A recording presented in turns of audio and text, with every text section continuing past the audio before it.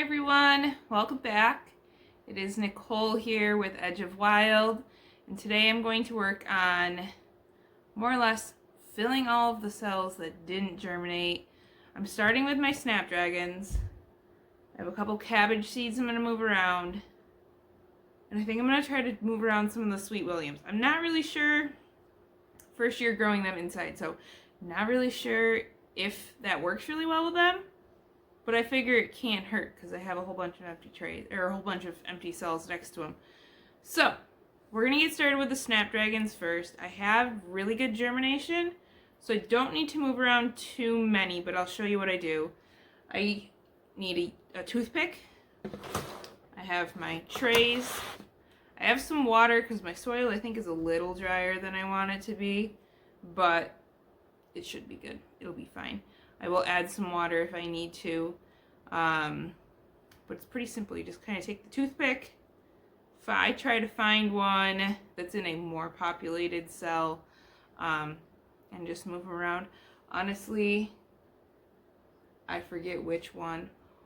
My daughter helped me move one around last night because I was trying to show her the seeds, and she plucked one of the little seedlings out. So I was like, well, I guess I was going to transplant some of these anyway, so I'll just move it over. Some of the snapdragons that I sowed really heavy, I am going to thin those down, and I like to use nail scissors, just like if you give a mouse a cookie book, but I find it works best to just trim them. If you try pulling them, especially when they're all clustered together, you disturb all the roots, and then it's a whole thing. When you just cut them, then you cut them and it's done. I've actually found that even though I cut them, and like chop their little heads off, a lot of times they just continue to grow, so I might go through and cut them more than once. Once they're outside, I don't typically deal with that, but we're gonna get started with that. I'm not going to yet because we are just starting to see the growth on them for their sets of leaves. I'm not going to do any pinching yet. I actually am not even 100% certain I'm going to pinch all of them. Last year I didn't pinch until they went outside, and I didn't pinch all of them, and I actually kind of preferred the ones that I didn't pinch, just because the stem was a lot sturdier and stronger. But I also don't stake anything, so you can deal with floppiness when you're dealing with the second stems versus the first stem out of everything. I will set up the camera so that you should be able to see what I'm doing, and I will get started. Alright, so these are a whole tray of berry blend. More or less something came up everywhere except for a very small handful of cells. I'm going to add in some moisture so that way I am able to work around this dirt and plant stuff in it. So I'm kind of take my toothpick, rough it up. I feel like a toothpick is the gardener's best friend. So, this cell here has 3 plants. There's 1, 2, 3. What I'm going to do is actually take this taller looking one all the way on the edge. So I'm going to put the toothpick down below it, and then just kind of very carefully see if I can tug on it to lift it out. So I got a pretty short amount of root there. We'll see if it takes off.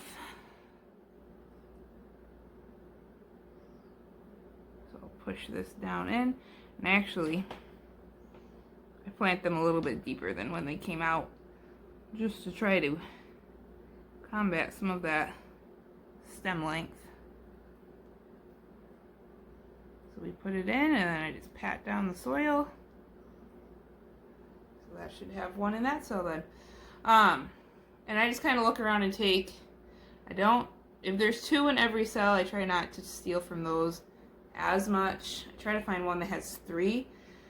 That way, should I be doing something and disrupt something, I'm not totally taking a whole cell and ending up decapitating everything.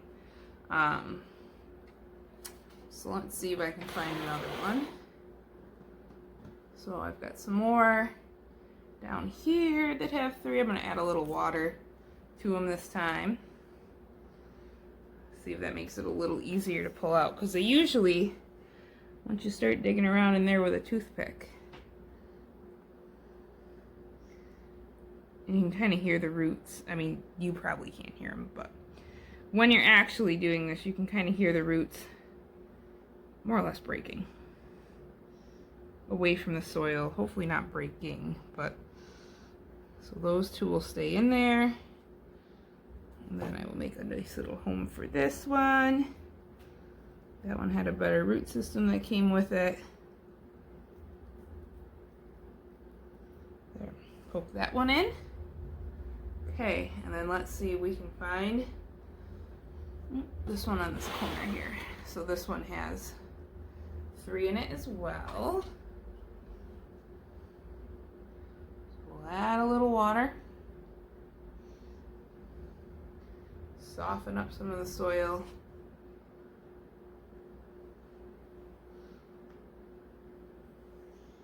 And then I think I'm going to take this darker one because it's farther away from the other two.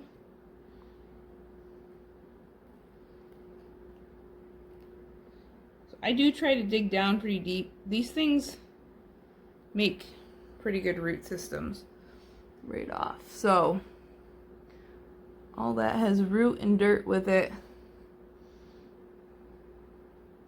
That one I feel pretty confident it's going to transplant pretty well. Make my hole and then transplant it in. And then this one I'll come back and make sure I cover up any exposed roots and stand those back up straight. Okay. Let's see, I think everything else, oh, there's one empty cell over there, one over there. So let's spin this around. So go. So this one has 3 in it. So I'm going to dig around a little bit, loosen up that root system. So this is the challenging part. So this one came. So 2 of them come out of this cell. So we're going to tuck that single one back in. And we're going to take these 2 together. So 2 little plants there. I will put them both in. They're going to go in this cell here. I'm going to add a little bit of water. I like it to have a little bit of water before I plant into it.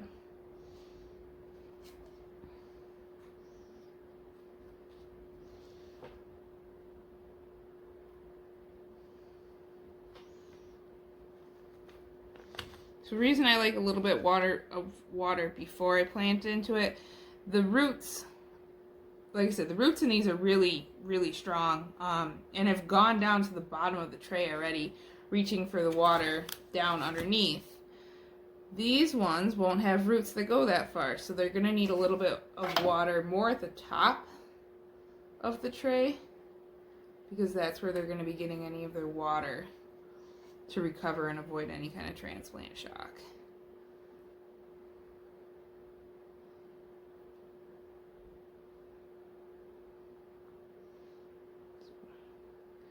Let that soak into them.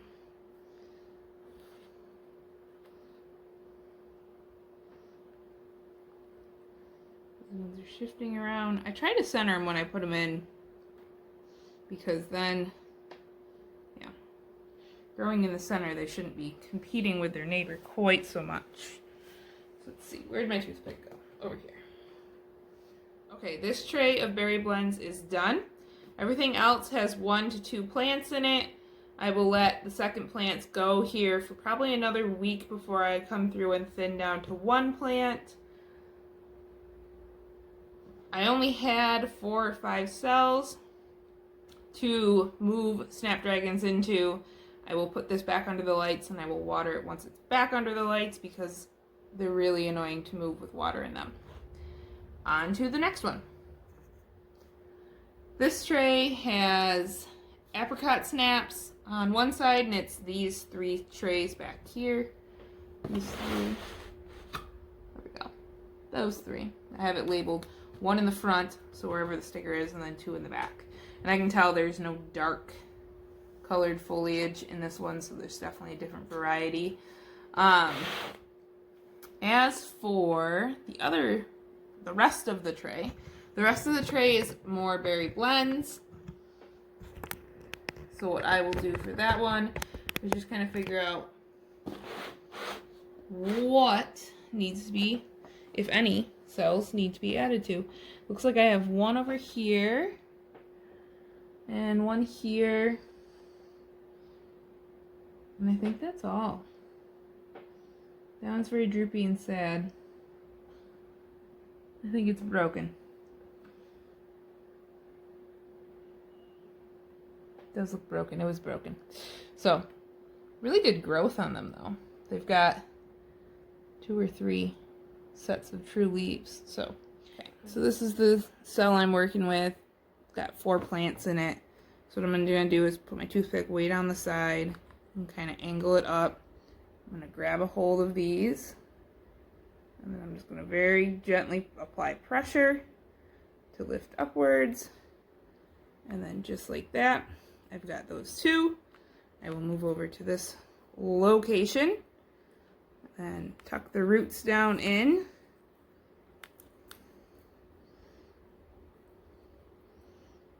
And then come back and I will make sure the dirt tuck back down around those. Okay, so now this variety is a lot thicker. And because of that, I am going to take the time to thin out some of these, not all of them. So let's see here. I'm going to do this one over by you guys because it's obviously the thickest. I try to keep my plants more or less centered. So these 2 growing on the edge. I'm going to trim out. This cell has 2. This cell here has like 10. Just kidding, it's only got 5, but a bit much. So any of the smaller ones, I'm going to start there. If I'm able to pull them out, then I will. Just because they're the biggest or the tallest doesn't mean they are the strongest. A lot of times you kind of have to look at the stems and figure out how strong they really look. So what I left here were kind of our 2 thickest looking stems. Same with this one over here. So I'm going to come in, definitely trim out our 2 thinnest looking stems. This one looks to be the thickest, strongest one that I'm dealing with. So I'm going to take this one over here. So I'm just left with 2 there. This cell is probably the craziest. So let's see, I know these ones back here are the little stragglers, so I'll clip those. And kind of the same idea.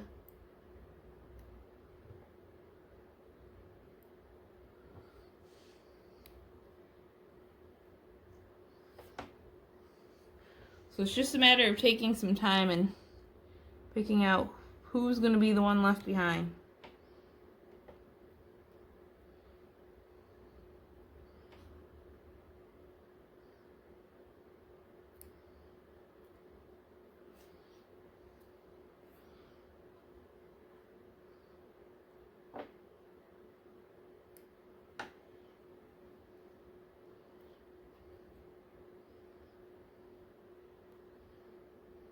Okay, so that thinned that out so that I just have 2 to 3, and one still has 3 per cell, and then those will grow a whole lot stronger because of that. I will let them be. I still have a couple that have some extras in them, and I will wait to make sure everything takes off and nothing shocks from the transplant before I trim anything else out. I have germination in every other cell in this tray, so I'm just going to go through and do some thinning.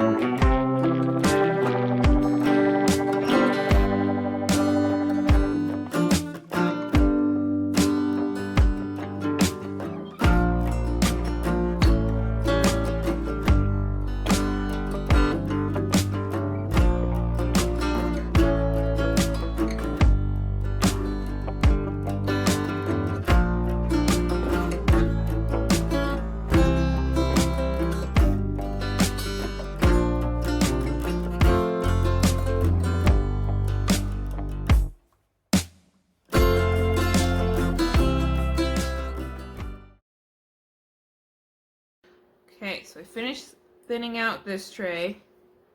We have all these little decapitated snapdragons. I know it seems crazy. We put in all this work to get these to germinate and take all the time to plant the seeds. And I will say planting snapdragons a little thinner, even though it takes time, it just works a lot better. You're not having to spend the time thinning. You're just kind of pricking and moving plants over to cells that didn't germinate then. But it's better for the plants to get them down to 1 to 2, or get them down to 1 to 2, and then wait another week, see which one really looks the strongest out of that, preferably different parts of that cell, so that way they're not competing. And not having that competition, they will really take off. They will get a lot stronger. They won't get as leggy. The first year that I did snapdragons, I was like, oh my gosh, these seeds are so small. I'm just going to sprinkle them all over. And it was like I had snapdragon grass. And it was not fun. It was not fun to thin. It was not fun to care for them. They were very leggy. They were very weak plants. So take the time to thin them out. And it just looks better. At this point, though it looks very murderous, I actually find thinning out the snapdragons and making sure that everything looks better and doesn't have the competition, I actually find it very, very soothing. So, on to our next tray. Okay, as for this last tray that has snapdragons in it, the butterfly, these are the Madame Butterfly Rose. They honestly are pretty thinned out to say, so actually I think I only put 2, maybe 3 cells or seeds in a cell. So I have 2 cells that don't look like they have much of anything going on. This one and then one over here. And I have a couple of cells that have 3, so I'm just going to pull from them, transplant them over the apple blossoms, which are these. I'm going to go through and thin those down. The Sweet Williams that is over here, they don't look wonderful, but I don't know all the tricks about them yet. What I'm going to do is I have this whole empty cell pack next to them. I'm going to see any that have 2 in a cell. I'm going to try to pull them out and move them over here. And then at the very end of this tray, see if I can tilt the camera. I have yarrow and then I have sea holly. The yarrow had pretty good germination. The seed holly did not, so what I'm going to do is try to prick out some of these yarrow plants, and I'll probably intermix that with the sea holly because they look a lot different. It's pretty easy to tell them apart. So let's get to work on that.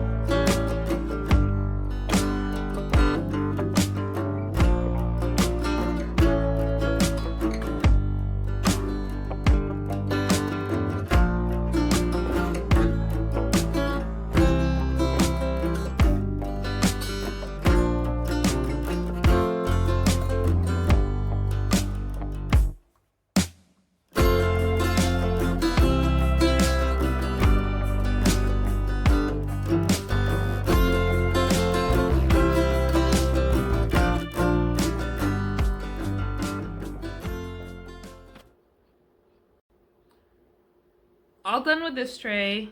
I thinned out the snapdragons, moved the couple I need to move, and then spent a lot of time down here with the yarrow and the Sweet Williams. Separated out all the yarrow, had enough trays, had enough cells to be able to do that.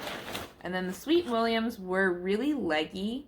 So I moved over all that I could. I think I just have this one empty cell here. And I planted them a lot lower, and then anything that was left, I tried to the best I could to plant those lower as well, just to try to combat some of the legginess. I do not know if they will like it. Some plants don't mind being planted a little deeper, pushed down into the soil, buried a little deeper. Some plants will totally dampen off from that. I don't have the strongest stems on these. I think it's from dealing with the algae. We're going to see if they turn back around or not. Because like I said, this is my first year with Sweet Williams. Don't really know too much about it, so I figured I would just try what I know with plants in general. But they look a lot better, at least right now. We'll see how they look tomorrow morning.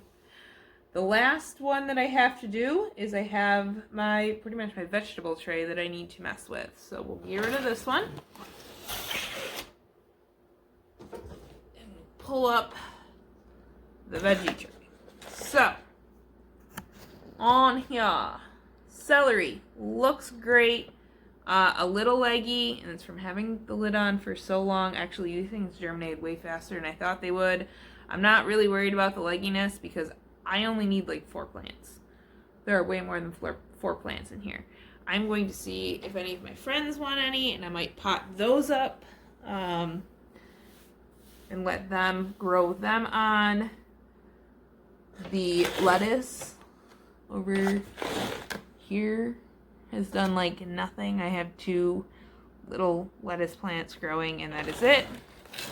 The Brussels I have restarted, and I actually have growth. So I have 1, 2, 3, 4. Looks like 4 plants coming up. I really want like 8.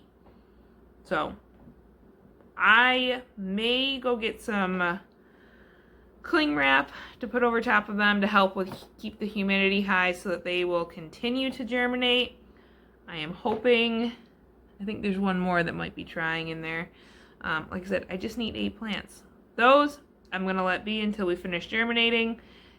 If everything just germinates in here, I will spread them out. My kale looks great. I actually have, again, more plants than I need.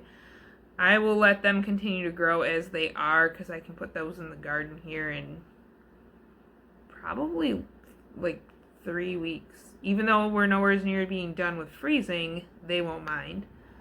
And then I have cabbage. So cabbage, I have 2 in this cell. This is the only one that germinated over here otherwise. So I'm going to move this one over, rotating around. I have more cabbage. I have a couple extra plants that I will move over here as well. And then I have my onions that are looking great. So they more or less just look like crazy onion grass. They smell like onions too, very strongly. So the red onions, didn't plant as many of those, but they're coming up really good. Yellow onions look pretty good. And then this was the old Walla Walla seed. Nothing grew out of there. There's absolutely nothing. So I put a bunch of Patterson seed in here, and I'm going to see if the Patterson, which are these yellows, will come up. I may need to put a little piece of saran wrap over that one. I'm going to have to watch it closely because once onions start coming up, you don't want them to stick to the cling wrap. So let's move some cabbage.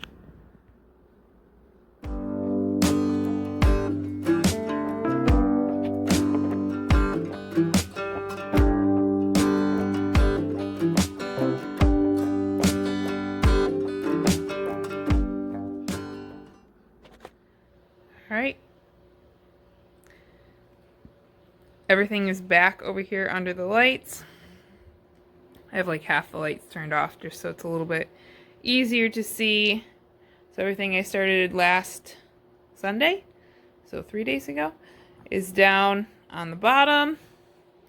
I have the fan pointed up blowing towards all of these. Gave them a little drink of water.